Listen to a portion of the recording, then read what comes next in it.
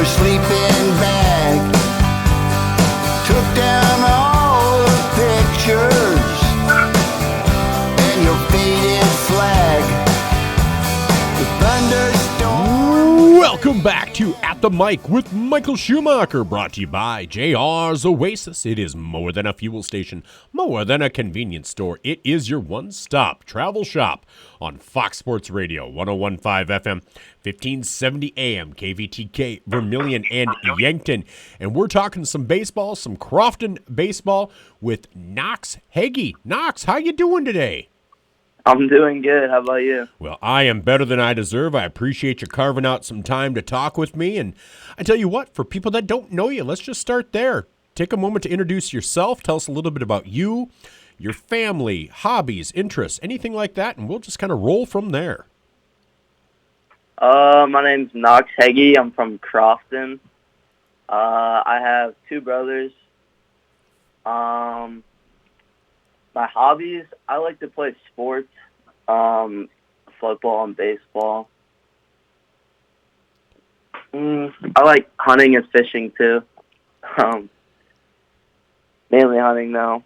Deer hunting, waterfowl hunting. Basically all of them. Oh, all right. Now, are your brothers older, younger, you in the middle? How does that work? I'm the youngest brother. My older brother is 25, and my middle brother is 22. Pretty sure. All right. And what are their names? Hunter and Rowdy. Okay. Now, I've been involved in theater. Is one of them a theater guy, or was a theater guy? Yeah, Rowdy was a theater guy. That's what I thought. All right. Excellent. Are you a theater guy? No, I'm not. Well, no. I mean, trust me, theater it's not for everybody, and it's not always for the. I'm sometimes into theater, and sometimes I'm like, no, I'm not doing that. So, Yeah. Nope, that's awesome. Okay, so sports, hunting, fishing, deer hunting. What is it about those activities that kind of appeals to you? Well, hunting and fishing is just something to do with my dad. I like hanging out with him. Just kind of like a bonding thing. And sports, I've been doing them my whole life, so it's just what I like to do. I don't know what to say. No, I totally understand. So, what's your dad's name? It's Brooks, right? Yeah, Brooks. Okay, that's what I thought. I know your dad. All right, excellent. Yeah. So perfect. Well, so football and baseball. No basketball for you? No. No. Okay. So that was back in the day. So what happens during basketball season? What do you do with your idle time? Is that when you start doing a little more hunting? Is it kind of school focused? What are you thinking? Hunting, and I like working too during the winter. Okay. Where do you work?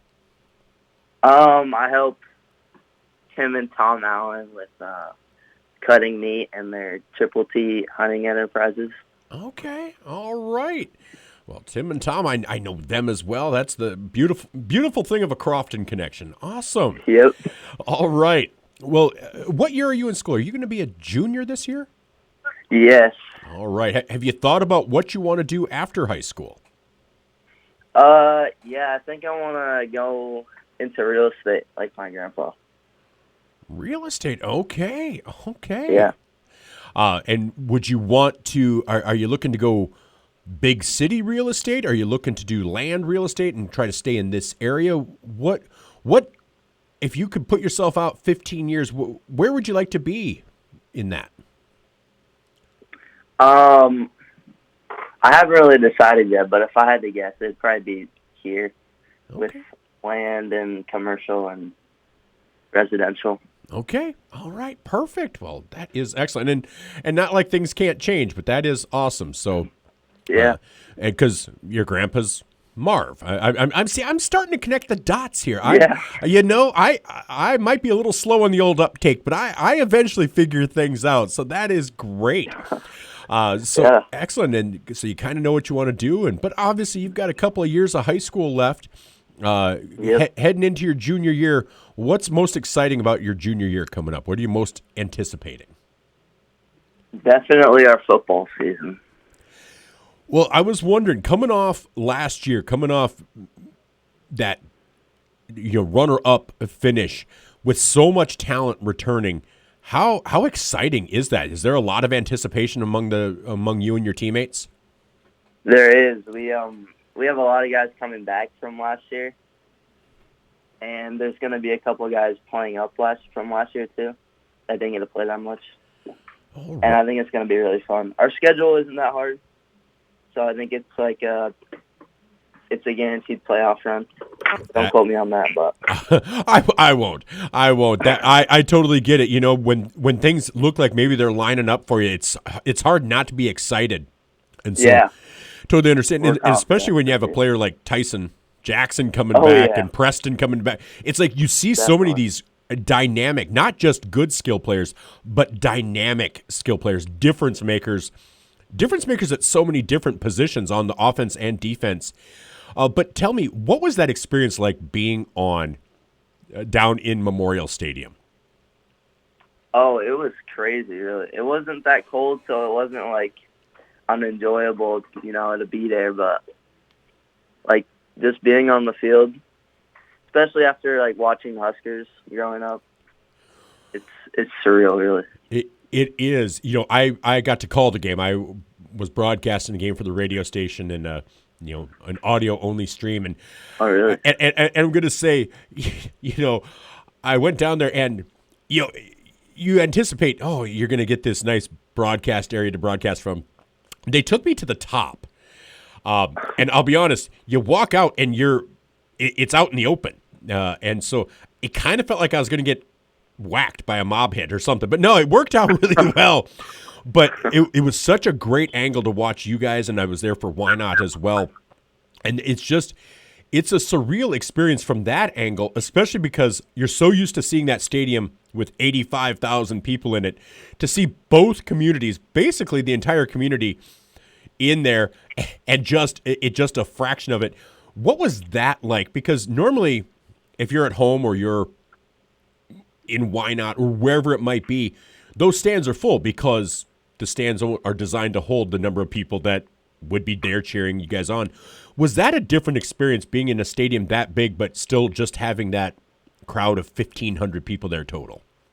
Yeah, definitely. It felt like it was a no-show for our town, really. And that was the thing. There a ton of people, but man, you start spreading them out, and it's like, between the two communities, and if you had every loved one that wanted to show up, you're still not going to come close. So that was a bit surreal for me, especially looking down upon it. But obviously, you guys didn't have the performance you wanted to.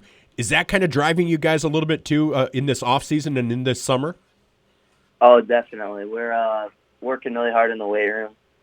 We're working with our defensive and offensive schemes already during after lifting. So. Well, that is amazing. And so, do you get this summer? Obviously, you're working and you're playing baseball. Do you have any vacation plans? Vacation plans? Yeah. I think my mom just texted me yesterday asking if I was free July 24th to August 2nd. Okay. And are you? I don't know yet. I have to check my calendar, but.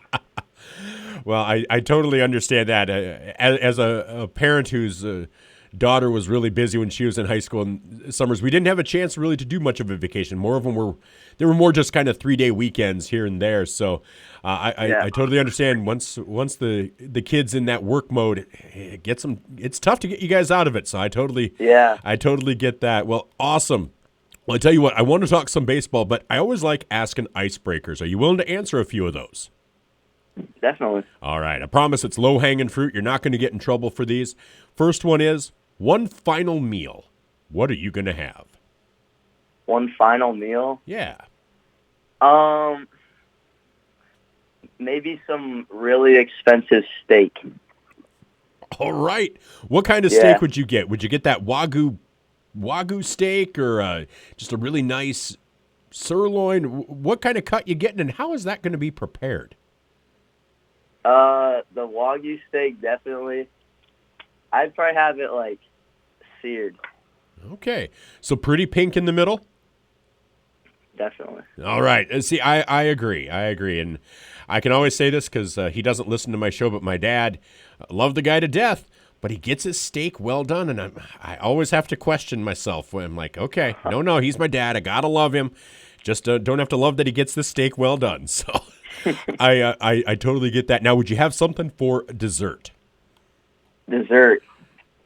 I really like cheesecake. That's probably what I'd have for my dessert. It's hard to go wrong with cheesecake. My daughter was a huge cheesecake fan, so no, I totally understand. Okay, we're off to a good start. All right, now, if you could see any 3 musical artists live in concert from throughout history, so living or dead, who would you want to see? I like country, so probably John Party for sure. Treaty Oak Revival, that's like a country rock band. Them, probably. Let's see. Maybe Red Hot Chili Peppers too. All right, so kind of a right turn there, or left turn, however anyone wants to look at it with that last one. Awesome. Yeah. Well, in Treaty Oak Revival, they're going to be in Sioux Falls coming up, aren't they? Oh, really? Yeah, Treaty Oak Revival. I think sometime towards the end of this month, I think they're going to be in Sioux Falls. Yeah, no, because I enjoy them quite a bit. So that is cool. I think they're part of. I'm not quite sure what it is, but I think they're going to be in Sioux Falls. So you'll have to maybe look that up. Maybe. So awesome. Well, all right. I mean, I love those answers. John Party is amazing. Treaty Oak Revival, and yeah. Growing up, Red Hot Chili Peppers right in my wheelhouse. I was, and back then, I'm old, so, back then there was no internet. I was kind of the odd kid. Red Hot Chili Peppers and that were right in my wheelhouse. That wasn't necessarily big in Crofton, but I think it's become more accepted now. So, so you're in good company there. I like that. All right. Yeah. Now, you can travel back in time once to any point in the Earth's history, and you're going to be guaranteed safe return. To when would you travel, and why? Probably the 80s. Okay. What is it about the 80s that appeal to you? Let's see. I feel like there were less rules back in the 80s, Everybody could really do what they want.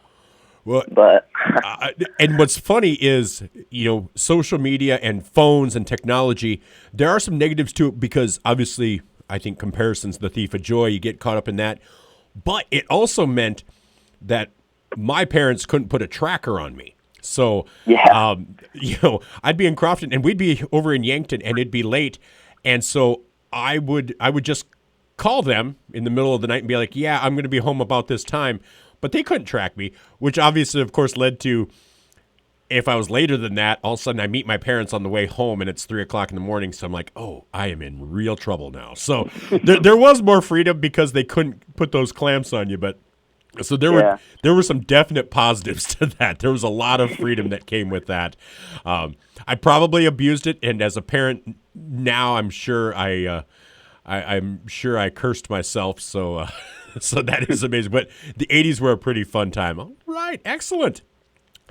Now, assume all of your basic life needs are met. So you have guaranteed basic levels of food, shelter, clothing, and transportation. So you don't want for anything. Money is no object, but you can only buy one thing. It could be completely different than any of that or an upgrade of one of those.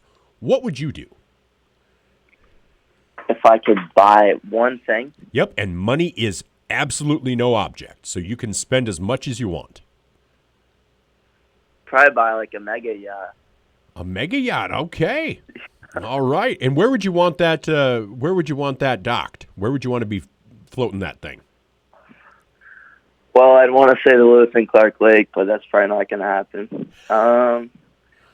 Maybe off the Pacific Ocean somewhere where it's nice. All right, that sounds good. I was watching a podcast the other day, and this woman was talking about swimming off of this boat that they had, and she called it a boat. And I looked it up, and it's a boat called Planet Nine, and because it was originally called Pluto. The thing is 9 stories tall. 9 stories tall for a quote unquote boat. I'm like, now that's a mega yacht. I think that would be amazing. You could take that just about anywhere. I think Yeah. that would. It has 2 helipads. I mean, Two helipads. 2 helipads on this thing. So I'm like, I feel like boat was a bit of an undersell on that. Yeah. But I think that'd be awesome. And my assumption is always when money's no object, you have unlimited fuel, so you can take that wherever you want. So no, I love that answer. I think being out on the seas would be pretty fun. I think that would be an amazing escape. All right. And then finally, for this one, this can be a celebrity, it can be an athlete, and you can have more than one answer. And it can be somebody close to home. But as you go through life, who is someone or are some people that you hold up as examples and say, man, if I can live life like him or her, I'm going to consider myself a success? Ooh, that's actually a hard one. Like a celebrity, you say? It can be a celebrity, it can be an athlete, or it can be somebody close to home. You know, if it's a relative, that's totally cool too. And you can have more than one answer. Man, I'm stumped right now. I don't know what to say. An athlete. Probably, I'm just gonna say Tom Brady. I like what he does. All right. Well, he's overcome odds and played with that chip on his shoulder. And I still think Definitely. I think he still has that chip on his shoulder as he goes through the business world too. It feels like he's somebody that's constantly grinding and constantly hustling. So no, Yeah. I think he's a great example. All right, you did great on the icebreakers. You okay if we talk a little baseball though? Yeah. All right. So when playing for Crofton, what positions do you play? Third, left, and first mainly. All right. Which one's your favorite if somebody said you had to do one full time? Probably first. Okay. All right. And so how long have you been playing baseball? Ever since T-ball, so that's probably like maybe 5 years old. Okay. All right. So you've been So playing. do the math, it's like 11 years. Yeah. So you've been playing for a while. And coming into this year, what were your expectations for yourself and for this team? Expectations for myself. I thought definitely I was going to play more than I did last year. For our team, I actually had no idea. I didn't know what to expect. We're a really young team, so. Well, that's what I've heard. How has this year been as far as, since you're young, it's obviously maybe a developmental year, a foundational year. Are you seeing that progress? Maybe the success isn't there in the victories, but are you seeing the progress from practice 1 to now in developing with the game? Oh, definitely. Our hitting has gotten tremendously better. Our first game, we had like a ton of strikeouts, like it was in the teens. Oh, okay. Yeah. So just having that eye, having that patience, and that comes with as you get that experience. But now you're heading towards the postseason. A little bit of regular season left, and then the postseason. What do you think you guys can do? Because obviously you said you've seen that improvement, and I feel like I've seen that in just the box scores and the record that I've been seeing out there. Do you feel like you guys are ready for this postseason to possibly make a run? Oh, definitely. I think there's a couple teams out there that's going to be tough, but besides that, I'd say we're ready. We're hosting the league tournament, home field advantage. Yeah, I'd say we're ready. All right. Excellent. Well, and finally, whether it's football, whether it's baseball, Crofton has a rich tradition in athletics. Obviously we know girls basketball, we know cross country. What is it like to be a part of that? Obviously baseball is such a big thing in Crofton, and football has been really coming on the last decade and a half. What does it feel like to be a part of that tradition? To me, it really doesn't feel like anything. It just feels normal, because been a part of it. But it's just, it's like a family. Everybody's always interested in how other teams are doing and how they did like at their last meet or game, and like if they're gonna make state or not. All right. No. I think that's perfect. And yeah, like you said, you've grown up in it, so it is just normal. So that is amazing. Well, Knox, I know you're busy. I know you've got stuff going on, but thank you so much for taking the time to talk to me. Really appreciate it. Looking forward to checking out how you guys do the rest of the baseball season, but really looking forward to catching some football too. So thanks so much. Have yourself a great rest of your summer, man. Yeah, you too. Hey, thanks. Have a great day. Yep. Thanks. Bye-bye. Bye. That was Knox Hegge of Crofton Legion Baseball, also Crofton Warrior Football. His dad is Brooks Hegge. And so, yeah, it's always fun to talk with Crofton kids because there's always a connection there. Tim and Tom Allen, I know them, obviously, and I know his grandpa Marv. So I always feel good talking to Crofton. And if you're somebody that would like to be a sponsor of these Crofton Conversations, give me a call, 605-661-5858. I would have talked about you in the intro. I'd talk about you now, and we'd run an ad for you right after this. Then this will get uploaded to my YouTube channel, At the Mic with Michael Schumacher. I know, pretty unique name, right? And we'd put your logo, and I limit the number of sponsors, but we'd put your logo on that thumbnail, and all of this would get uploaded to that, so people can listen to it to their heart's content. So if you're interested, give me a call, 605-661-5858. You call me. I'm going to definitely make it worth your while. If I need to reach out to you, you probably get the standard deal, but you reach out to me, you're going to get a little sweetener. That's all I'm saying. All right, we'll be back with more. This is At the Mic with Michael Schumacher on Fox Sports Radio.